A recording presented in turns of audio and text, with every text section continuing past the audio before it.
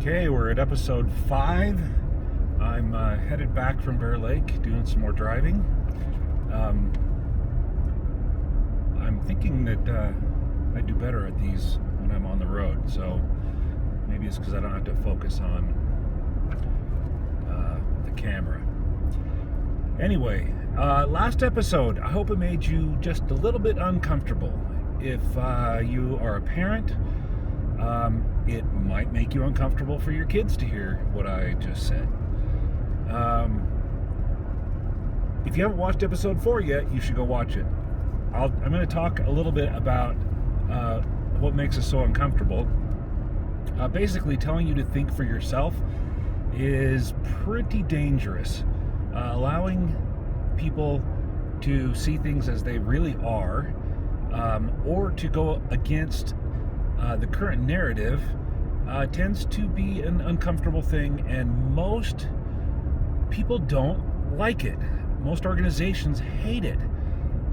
Government, they have a vested interest in keeping you thinking what you think about how the government is supposed to run, about taxes, about just the basics of how society works. They want more of the same for you, and then they want more taxes for you. But once you get those taxes, they're going to try their best to continue to get you to pay those taxes and get you to do what you've been doing. There's entire organizations and hierarchies that are in place where people want to keep their jobs. People want to keep getting the money that's coming in, and they desperately try to hold on to the status quo. So once you have a new organization, let's say Homeland Security, TSA, that type of thing, those are brand new as of about 2001, 2002. Those will never go away. There's a lot of people who work there that enjoy their jobs, don't want to be fired, and want that to continue. So there's part of the status quo is, well, people don't like change and people don't want to think about painful things. Universities, that's an interesting one. Don't want you to think about whether or not they're necessary, and they do a really good job of propagandizing things at the university level so that you don't really think about whether or not you need them. You could get just as good an education from what you get from the university by going elsewhere for much cheaper. Right now, you're going to pay tens of thousands of dollars, maybe $50,000 for your average education at a university. If we were smart, and if we wanted to be efficient, and if we wanted the most people to get an education possible so that our country could grow and develop, we would largely do away with the current university institution, the way that things work, the brick and mortar nature of it. And it would be very inexpensive for us to develop a curriculum online, a basic curriculum that you could go through. Your tests would be online. The videos, there would be videos and professors, and they would guide you through. There would be people can develop software so that whole thing is automated and can get you the education that you need. Now, those who have gone to school in the last year have probably woken up a little bit and realized that that's exactly what happened when COVID hit. Is everything went online. A lot of the teachers weren't even doing in-person classes. They would just put out a video or assignments, and then they, for my kids in high school, they put it on, I don't know what that thing's called, but they put their assignments out there and their tests, and those tests could even be automatically graded online. So once the teacher has those, it's easy. They've largely automated that, and it's always been possible, but the teachers don't want to make themselves obsolete, so everybody's trying to do their best to be lazy and not go back to school, but at the same time keep their jobs, that kind of thing. So if we, as a nation, wanted to, we could easily develop a basic curriculum so that people could get an associate's or bachelor's degree or various types of degrees. Why do you even need an associate's or bachelor's degree for certain things? You don't. If you're doing tech type stuff, I hire a lot of programmers that are self-taught. They go out and find out how to do things online, and that never went to college. And I don't care. I could care less if they went to college. All I want to know is, can you be self-driven? Can you learn new things? Can you be self-taught? And can you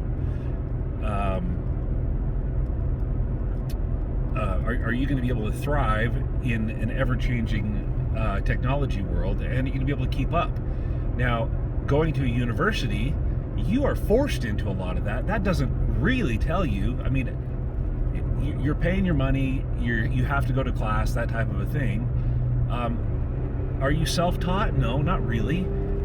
If you were able to do that on your own without going to university and without your professors telling you what to do and making you take a test and making you have the class done by April 20th or whatever it happens to be, that's one thing. But teaching yourself how to learn a technology or programming, whatever it happens to be, that takes some serious good initiative.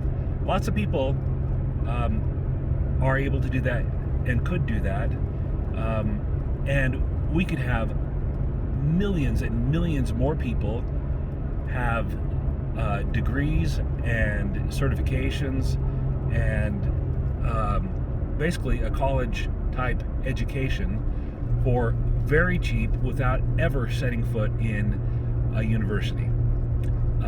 That is the future of learning, but you still have the brick and mortar universities that really push back against that type of a thing. They don't want that. So let's go back to some provocative things I said yesterday. Not yesterday, it was today, last episode. Talking about the church, where you are brainwashed. I said you're brainwashed. To a degree you are, and that's a bit of hyperbole to say you're brainwashed. The church as an institution does very, very good things. They're necessary. They have a necessary function. Anyone who has a good knowledge of the scriptures and reads the scriptures sees over and over and over again where the church is reestablished or established for the first time in areas where the gospel is brand new and taken to a new people. They're converted, and they need a church, they need an organization to come together so they can help each other. That is a very necessary thing.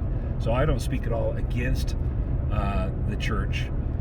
Those who know the scriptures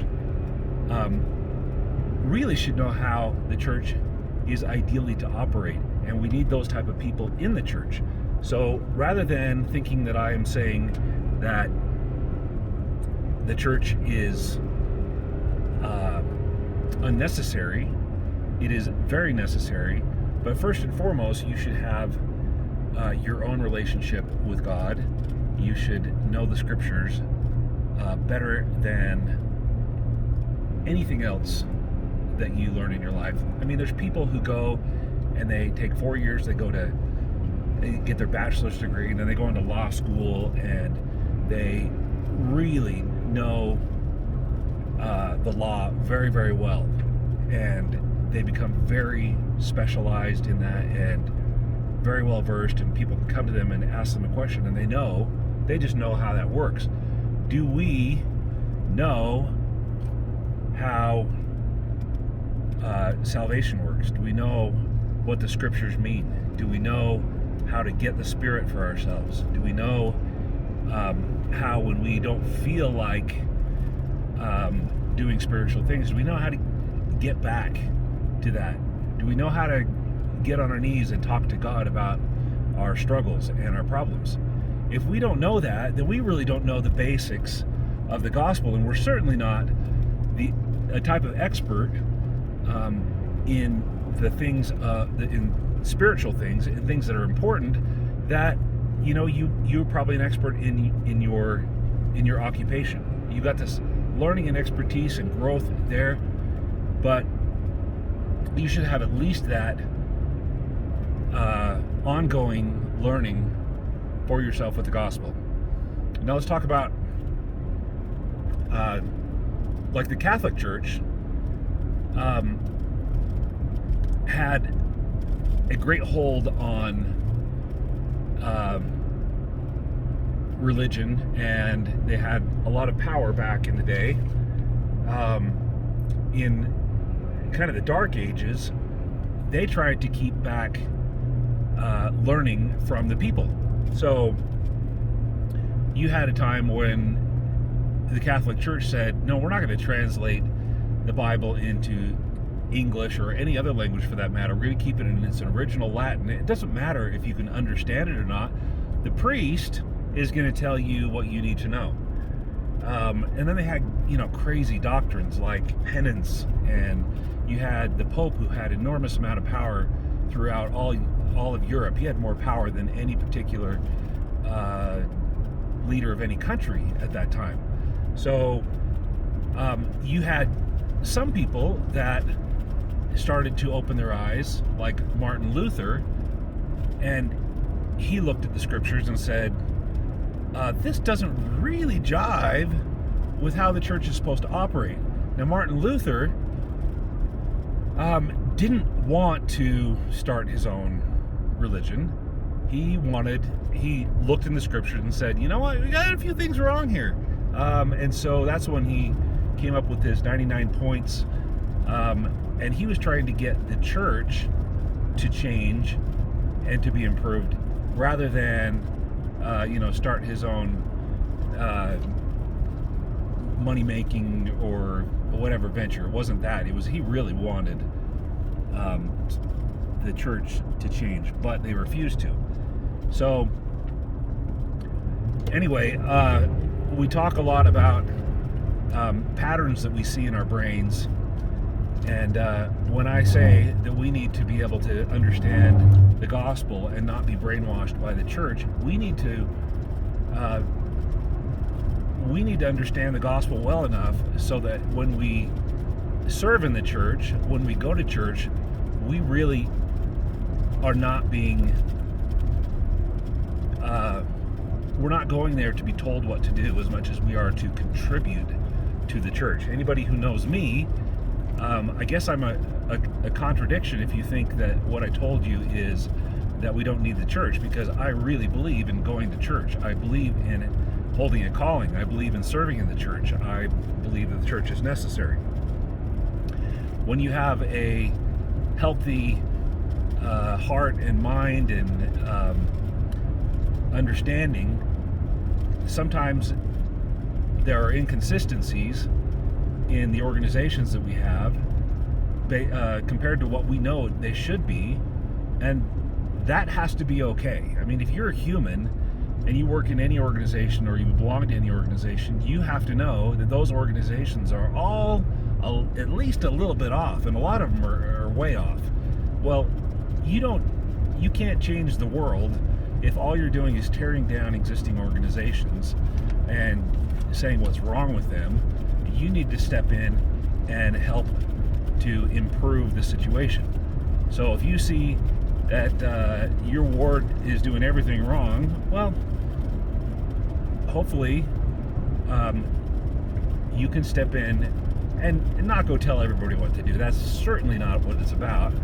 But go in and be an example of a true believer of what you believe. And it's back to that personal responsibility, first of all, getting it right for yourself, really understanding for yourself the way things need to be, and then helping others get there. So in short, agency and understanding and thinking for yourself is really dangerous, and that's why a lot of people are very uncomfortable with it. A lot of people don't really do it. And if you were to ask your parents, are you good with me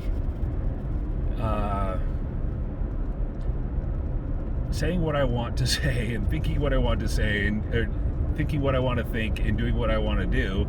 Well, that's pretty scary for a parent. We'd rather brainwash you. We really would. Now, we want to brainwash you in a good way, in a positive way, to help you to not go off the deep end, because the tendency of the natural man is to go off the deep end. So, but we have God let us come down here. Satan didn't want to give anybody agency, and Christ, he said, no, that's important. We may lose some, but there is no power if there is no agency. There is no growth if there is no agency. So we need to be intellectually honest with ourselves and spiritually honest with ourselves, and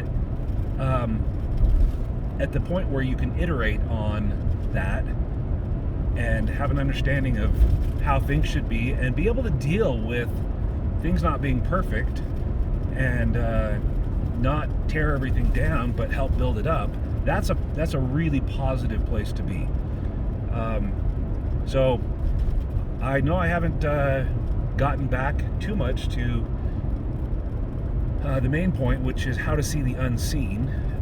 I've kind of gone off on tangents, but I felt like this was a necessary one. And as you get the Spirit in your life, God will teach you what questions to ask and what direction to go. And this should be an ongoing thing. And we should be spending a lot of time